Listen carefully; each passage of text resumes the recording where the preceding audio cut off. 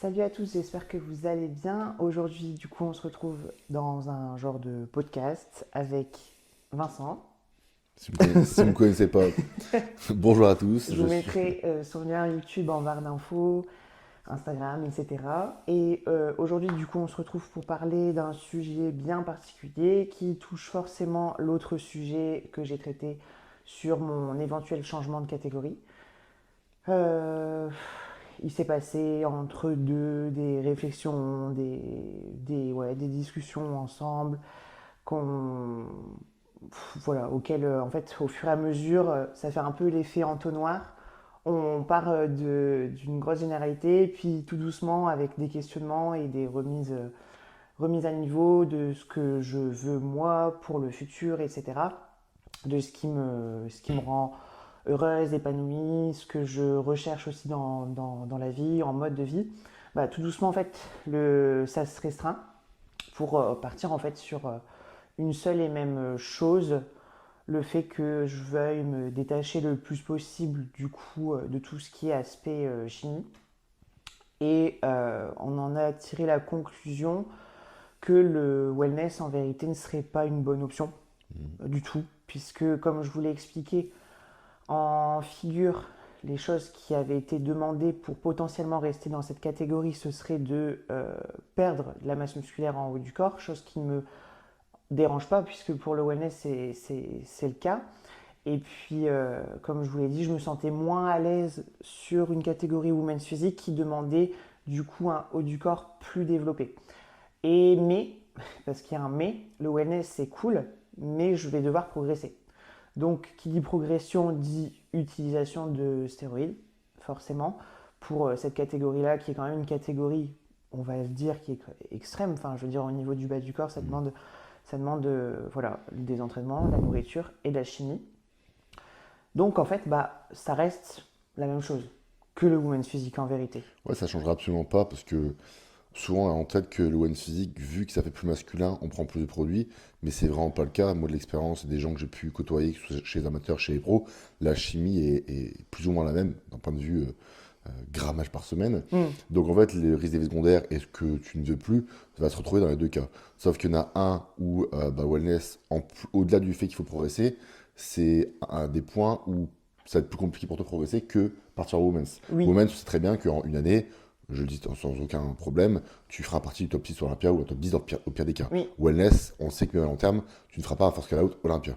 Ça, faut pas se mentir. Que maintenant puisse être à l'Olympia peut-être. Mais donc, c'est-à-dire que se mettre en danger, pas dans, ouais, c'est de mettre en danger, risquer oui. certaines choses que tu ne veux plus forcément, pour finalement avoir un résultat à la fin qui n'est pas celui que tu veux, sachant que tu es compétitrice, bah ça nous permet de, quand même de se remettre en question. Et c'est pour ça on imbrique là-dessus, sur le côté figure, parce que c'est vrai que maintenant à l'époque, penser à du bonus physique parce qu'elle avait vu qu'elle avait énormément progressé. Et je pense que pendant leur saison, bah, il y a le côté un peu engouement des choses, on doit progresser, la préparation, la qualification, donc toujours sous émotion. Elle s'est dit, bah, c'est un bonus physique, j'aime bien. Il y a une Mm. différence entre aimer bien en photo et aimer bien Et, certains modèles comme Chanik, etc. et le porter Et le soi-même. porter quand on fait 86-87 kilos hors saison, déjà ce qui est le cas maintenant, sans avoir fait de masse réelle, parce que si on veut être plus gros, je pense vraiment qu'on pourrait monter à 92-93. Il faut bien se rendre compte de ce que c'est pour une C'est femme. énorme. Donc voilà, donc oui, Ouais. c'est sûr qu'elle ferait sans doute un top 5 mondial, mais 93 kilos, il faut le faire.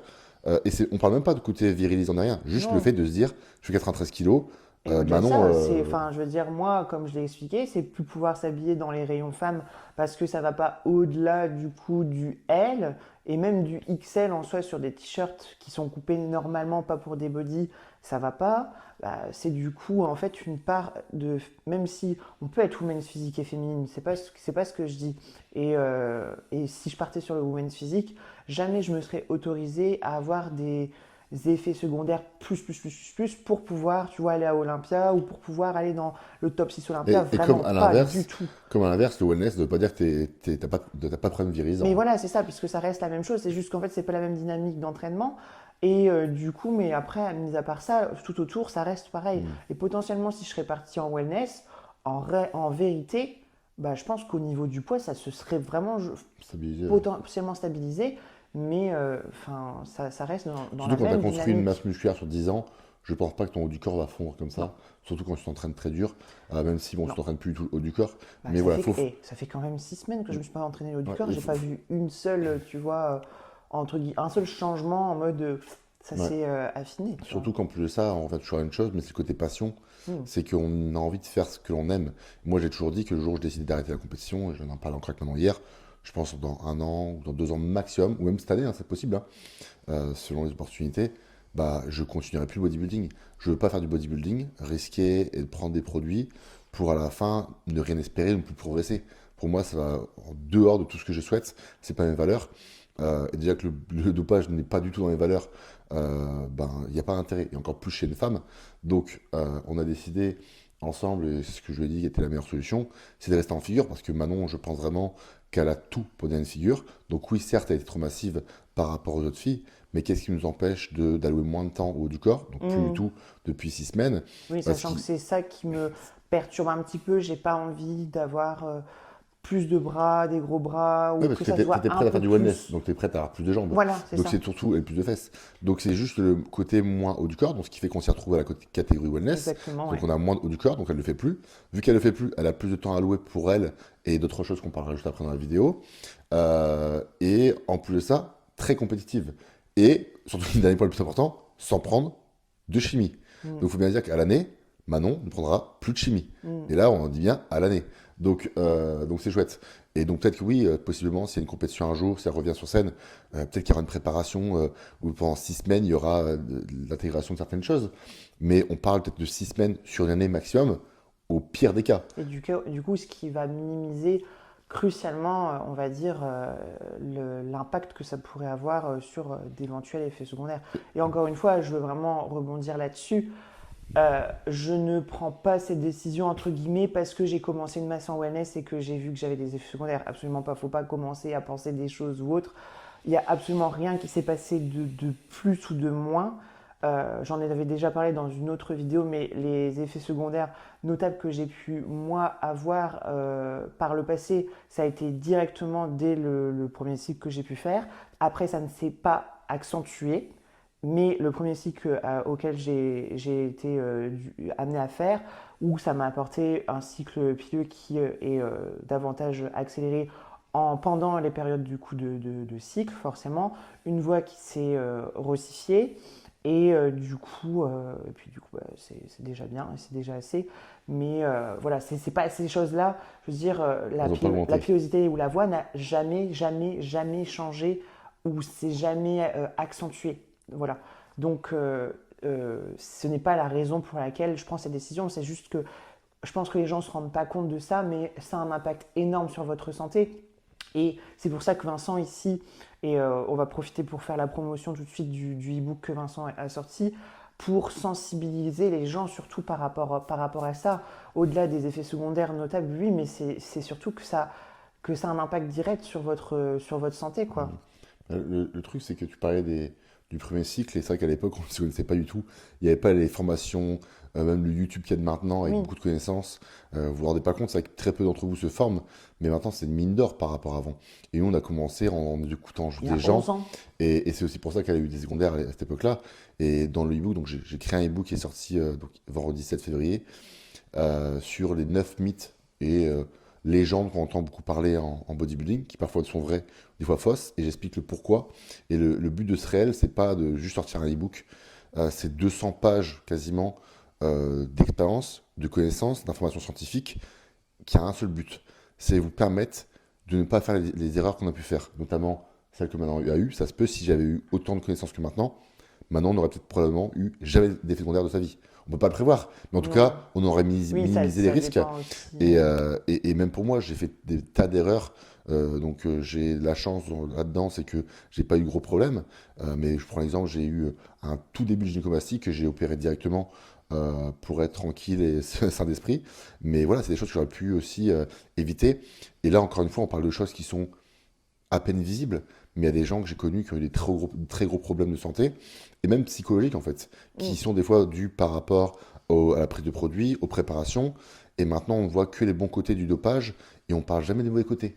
Et c'est ce que j'ai souligné dans ce e-book pour sensibiliser les gens, les jeunes notamment, et vous éduquer parce que c'est un milieu, et surtout en France, il n'y a rien où ben, tout le monde prend des produits. Il ne faut pas se mentir, hein, maintenant vous avez la Basic Fit, il y a plein de petits jeunes qui prennent des produits depuis des Oh années alors oui. qu'ils ont 17 ans. Et même des physiques Lambda. qu'on ne se rend pas compte. Ouais, ouais. Vraiment, sincèrement, c'est Donc fou. le but c'est de sensibiliser les gens. Et donc voilà, donc le e-book coûte 99 € de base. Il y a une promotion pour tout le mois de février qui coûte 69 €. Il faut mettre le code soit Manon, soit Wizard. Vous avez le choix. Vous avez le choix. Et ça coûte 69 € pour 200 pages qui réunit 200 pages, 200 pages qui réunit 10 ans d'expérience en tant qu'athlète pro, soit Manon et moi, et aussi en tant que pro coach, et tout ce que j'ai acquis à côté. Et aussi à côté de ça, j'ai repris ma chaîne YouTube en français, uniquement en français, avec une vidéo par semaine spéciale éducatif pour le côté dopage, mais en général, pas que les Mm. stéroïdes, de manière générale, pour encore une fois sensibiliser les gens et juste pas vous heurter, mais faire en sorte que vous compreniez qu'il n'y a pas que des points positifs et surtout vous donner des solutions à des problèmes qui sont récurrents et qui peuvent être graves parfois et qui même le sont très souvent. On a Ouais. parfois tendance à les atténuer et dire ah mais c'est pas grave, mais je le dis dans chacune des vidéos, vous le verrez dans les prochaines, mais il n'y a aucun physique ou résultat en compétition qui pourra justifier une quelconque pathologie. Parce que le jour où vous aurez un problème, même chez les femmes avec un effet secondaire qui paraît sur le papier pas grand-chose, le jour où vous arrêterez le bodybuilding et vous allez arrêter un jour, dans 1 an, 5 ans, 10 ans, peu importe, vous l'aurez toute votre vie. Mhm. Et là, encore une fois, on parle d'effets secondaires qui sont minimes, mais il y a des choses qui sont beaucoup plus graves et je pense que vous allez arrêter un jour. Donc voilà, prenez un peu de votre temps pour regarder mes vidéos YouTube, prenez mon e-book. Je dis pas ça pour juste le vendre. Je pense que c'est super important de Non. commencer à Ouais, ouais, s'éduquer ouais. et de partager aux gens parce on est 70 millions en France et 98% des gens qui font des produits malheureusement ne savent pas ce qu'ils font et je pense qu'on va en payer les conséquences d'ici quelques années. Non, c'est sûr, c'est sûr. Et de toute façon, je pense que le fait que tu aies t'aies été confronté aussi, tu vois, de par des athlètes avec des prises de sang qui ont été vraiment alarmantes, etc. Toi, ça t'a aussi voilà, mis une claque en te disant, je pense que ça t'a poussé aussi sur le fait de vouloir justement, enfin, pas former les gens, mais éduquer les gens Ouais, parce que sur ça, parce que je pense que les gens, ouais, se rendent pas compte. Et c'est pour ça que toi aussi, tu dis pour ton avenir, après toi, dans le milieu du bodybuilding, et même par rapport au mien, on discute souvent de ça. Il faut se dire que ça fait déjà, du coup, 11 ans qu'on est dans le milieu. Pour moi, pour ma part, ça fait 10 ans que je fais de la compétition. Alors, pas 10 ans avec de la chimie, hein, mais voilà, ça fait peut-être 8 ans. ouais, Ouais, 8 ans. Et on en parlait la dernière fois, au-delà de l'aspect du coup physiologique et pathologique sur la chimie, mais aussi l'aspect des compétitions en règle générale et du bodybuilding, mine de rien, en fait, c'est un extrême donc dans le dopage, plus un extrême du coup dans la façon de vivre, parce qu'une préparation on ne vit pas normalement, et avec une rétrospection en fait de soi-même, bah, moi personnellement je me rends compte que bah, j'ai été plus dans ma vie, enfin pas dans ma vie règle générale, mais sur ma carrière, j'ai été plus en préparation qu'en off-saison. Les gens qui font de la compétition, je pense que vous vous rendez compte que c'est énorme. Et du coup, j'ai été plus en insomnie plutôt qu'en bon sommeil. J'ai été plus, parce que là aussi, ça a des impacts sur la santé en règle générale. Donc j'ai mangé plus en déficit calorique par exemple que en mangeant normalement. J'ai jamais eu une vie sexuelle normale. Enfin, je veux dire, ça a toujours été des choses, en fait, des besoins fondamentaux de la vie entière qui ont été perturbés à des moments donnés en fait par du coup l'aspect justement compétition et mais- bodybuilding. Et c'est malheureux, enfin, on essaye de trouver un équilibre dans un sport entre guillemets déséquilibré, mais ça reste déséquilibré en fait. Donc même si vous êtes les plus sains d'esprit, le plus équilibré, vous allez quand même au fur et à mesure être impatient pendant une prépa, vous allez malheureusement être au fur et à mesure très fatigué pendant une prépa, et on ne parle pas de fatigue minime. Enfin, moi, je sais que la dernière prépa, j'avais un son, je me disais, j'ai la grippe le soir après l'entraînement. Mon corps en fait avait de l'énergie jusqu'à l'entraînement. Après l'entraînement, c'était down. Et en fait, bah, je me retrouvais à être par terre avec Eden. Je savais même pas en fait réfléchir pour jouer avec Eden, quoi. Et encore, Notre fils. là, j'en profite pour faire un petit témoignage. C'est que notre but, c'est clairement pas de se plaindre du bodybuilding. On Ouais. adore le bodybuilding. Non, Et je non, veux non. souligner une chose encore plus importante, c'est que nous, on est des privilégiés. Dans le sens où on a une vie incroyable, on est tous les deux passionnés, on a une famille qui est incroyable, on habite à ce moment au Canada, on a plein de beaux projets, on a la chance de pouvoir gagner notre vie et de pouvoir prendre soin de nous. Moi, j'ai une femme qui est là pour moi, pour m'aider pour la préparation, qui m'aide absolument sur tout, etc. Et malgré ça, je suis quand même très fatigué. J'ai moins envie de jouer avec mon fils, et je dis pas ça parce que je suis un mauvais papa, bien au contraire, j'essaie de faire le mieux que je peux. Oui, et puis Mais quand t'as évidemment, quand on a la quand pression de, de tu bien sais que t'as faire, une limite, ouais. et que tu fais comme nous, parce que je sais qu'il y a plein de gens qui ne font pas les choses forcément à 100%, mais si vraiment tu décides d'être compétiteur, bah, tu vas t'en donner les moyens pour rien regretter à la fin. Bien sûr. Mais forcément, ce que tu donnes d'un côté, tu dois le reprendre de l'autre. Et on le répète, c'est quand même assez dur. Alors c'est nous qui avons choisi, hein, évidemment, Mm. mais on est dans un contexte privilégié. Il y a des gens qui nous regardent, je le sais, vous gagnez le SMIC, vous faites des compétitions, je vous admire, franchement, c'est ce que vous faites, c'est super, mais c'est là aussi, le but de la vidéo, c'est aussi de poser les bonnes questions, parce que le bodybuilding, il n'y a rien qui vous oblige à en faire, et je pense qu'il faut vraiment garder le critère numéro un, qui est la passion, et des fois, il ne faut pas compétitionner pour compétitionner, que ce soit pour une qualification Olympia, pour que ce soit pour une carte pro, Mm. ou même pour essayer de vous prendre confiance en vous, c'est pas ça qui va vous la rendre. Il faut vraiment faire ça par plaisir, et des fois, on peut se dire, bah, je vais faire du bodybuilding 3 ans et puis arrêter. Moi, j'ai toujours dit, je ne suis pas né bodybuilder, je ne me Mm. considère pas bodybuilder, je suis né sportif et athlète.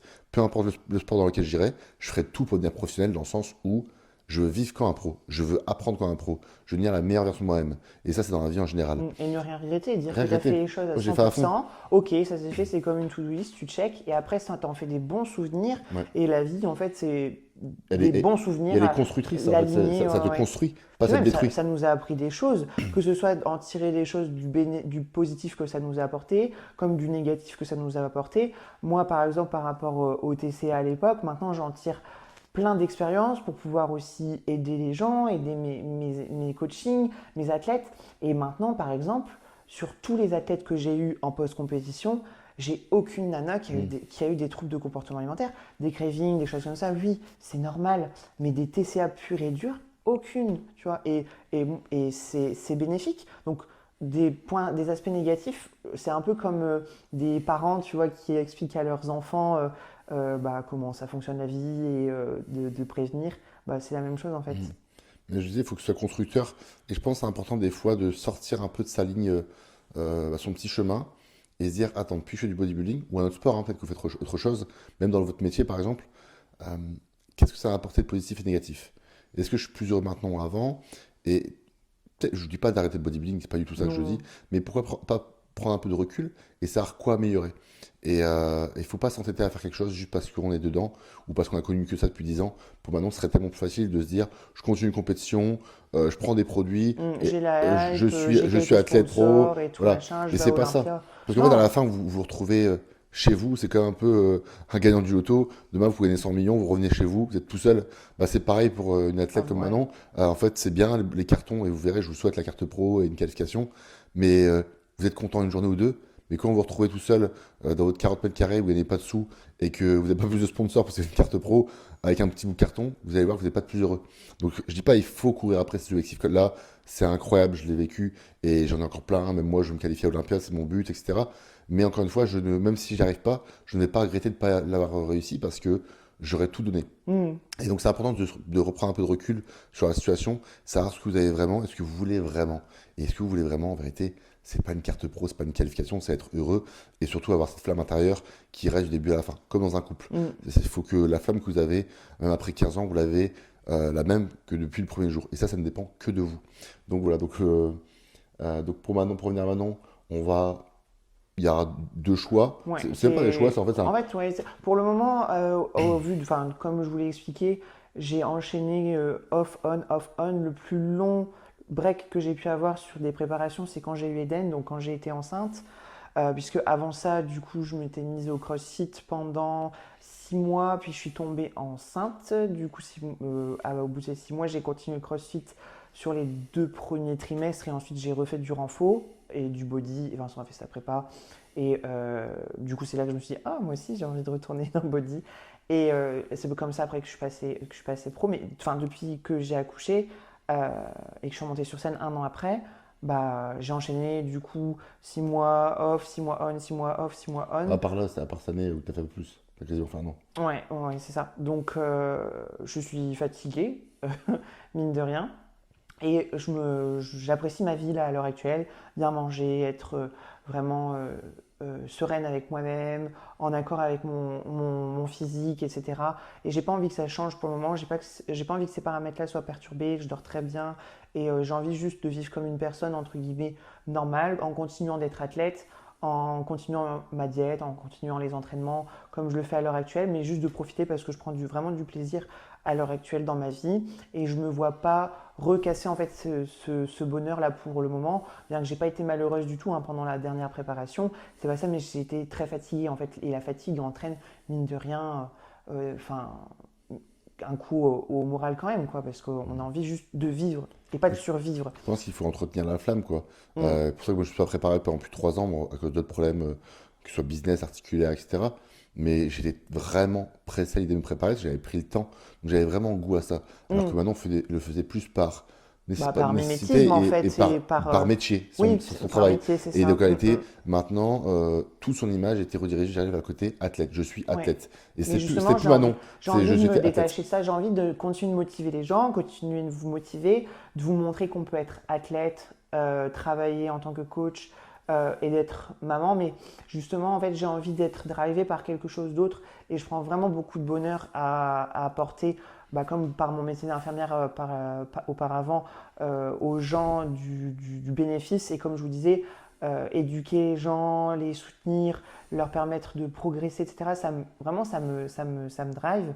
Donc, j'ai vraiment envie de mettre l'accent sur mon business. C'est pour ça, là, j'ai quelques projets en tête et je vais continuer ma vie d'athlète, pas en second plan, en vérité, continuer ce que je fais de base, de ma vie en règle générale, mais plus d'objectifs pour le moment de compétition et vraiment me focaliser sur ce métier de coach avec d'autres projets en interne que ce que je ne fais déjà. Et puis, ouais, voilà. Il y a des Donc, gros projets, des belles idées que Manon a ouais. eues. C'est vrai que bah, maintenant, de mon côté, le business fonctionne de mieux en mieux et on comprend de plus en plus de choses. Avec Manon, on passe beaucoup de temps à se former Mhm. et on parle pas là que de sport. On parle vraiment de développement personnel, que ce soit dans le travail, l'investissement, etc. Et Manon, à force de regarder aussi ça, bah, elle a eu des idées et comme elle a dit, pour la première fois, elle a eu du temps pour se dire qu'est-ce que je veux vraiment faire. Et C'est Manon, ça. son côté infirmière, elle a eu un très gros côté empathie et, et c'est une force pour une coach. Et jusqu'à maintenant, elle n'a pas laissé son image euh, Bah, l'emporter en je tant pense que les qu'athlète. gens savaient que je coachais, mais en Mais fait, quand on Manon pense était à plus athlète que moi, on coach. pense pas Manon la coach. Toi, on va plus penser à toi, tu vois, Vincent le coach, et ensuite l'athlète. Mais moi, ça va être Manon, du coup, athlète, maman, et puis coach. Ouais. Et Donc, donc, mais là, j'ai envie que ça change, du coup, ça switch un petit peu et que ça soit, du coup, coach et maman, famille, équilibre, puis ensuite athlète, et ouais, parce puisque qu'il y a beaucoup de qualités, ça il y a me beaucoup de drive qualités, aussi. et ça n'empêche pas que tu peux devenir coach et athlète, comme je le fais par exemple. Bien sûr. Mhm. Donc voilà, et je pense qu'elle a beaucoup de choses à donner. Manon est connue pour sa discipline, mais surtout aussi pour ses qualités humaines, et que je pense on n'a pas beaucoup mis en avant sur les réseaux, parce que c'est vrai qu'on va toujours dire que c'est quelqu'un de discipliné, guerrier, s'entraîne dur, mais en fait ces qualités-là, c'est les qualités que vous voyez sur les réseaux, parce que c'est ce qu'elle dégage, mais la qualité humaine qu'elle a, elle est beaucoup plus grande que ça, et c'est pour ça que je pense que elle peut faire de aussi bonnes choses, voire des meilleures choses encore en tant que coach pour aider des gens bah, qui sont pas forcément dans le bodybuilding. Mhm. Bodybuilding, c'est une niche, mais il y a des gens qui sont beaucoup plus à aider que ça. Bon, du coup, Vincent, entre deux, c'est volatilisé, mais j'ai eu une panne au niveau de mon téléphone et je me retrouve du coup pour finaliser ce podcast avec vous en tête à tête. Donc voilà, comme Vincent le disait sur ses derniers mots, c'est un investissement que je veux prendre pour du coup ce business, ces projets, ce nouveau départ. Euh, on n'arrête pas le body, c'est pas du tout du coup ce que l'on veut dire par tout ça, mais juste en fait d'avoir une notion d'équilibre, de priorité aussi dans la vie et de savoir ce que l'on veut vraiment de tout ça, qu'est-ce que l'on veut en tirer et c'est vraiment important d'être épanoui dans ce que vous faites, dans ce que vous réalisez avec qui vous êtes. Euh, voilà. Sans ça, je pense qu'on est éperdument malheureux si on n'a pas vraiment de passion ou de but justement dans la vie. Donc trouvez votre but et je pense que c'est important en fait de prendre et de connaître de ses erreurs, par exemple moi par mes histoires personnelles, de par ce que j'ai vécu dans le bodybuilding et de ne pas refaire en fait plusieurs fois ces mêmes schémas et ces mêmes erreurs. Je crois qu'il y a une citation que j'ai déjà vu passer, mais une fois c'est une erreur, deux fois c'est un choix. Donc voilà, pour moi ici ce sera juste du coup de m'approfondir sur ce business justement, de pouvoir profiter des choses de la vie et d'être vraiment heureuse, épanouie, en santé, pouvoir bien dormir, bien manger, me reposer et me sentir vivante. Voilà, c'est vraiment le mot d'ordre, me sentir vivante. Puisque, comme je l'ai dit, pendant au moins 6 ans, je me suis sentie pas morte, mais presque, et fatiguée surtout. Donc voilà, très très heureuse en tout cas de partager ça avec vous. Il y aura d'autres podcasts, d'autres du coup échanges, je pense, avec des gens qui ne sont encore jamais venus sur ma chaîne. Ça va être très constructif et j'ai hâte de vous partager tout ça et de vous partager cette, pas nouvelle aventure, en vérité, il n'y a pas de nouvelle aventure, juste la continuité de mon voyage dans cette vie, ni plus ni moins. Donc voilà, je vous souhaite de, en tout cas, trouver votre bonheur, d'être heureux dans la vie, puisque une vie, on n'en a qu'une. Donc voilà, faites ce qui vous plaît le plus. Euh, Foutez-vous des regards des autres, des avis des autres, de ce que les gens autour de vous peuvent penser, que ce soit vos familles ou autres. Vous n'êtes pas eux, ils ne sont pas vous. Et faites vraiment ce qui vous fait vibrer et vous en sortirez que gratifié. Voilà. Ciao et à la prochaine.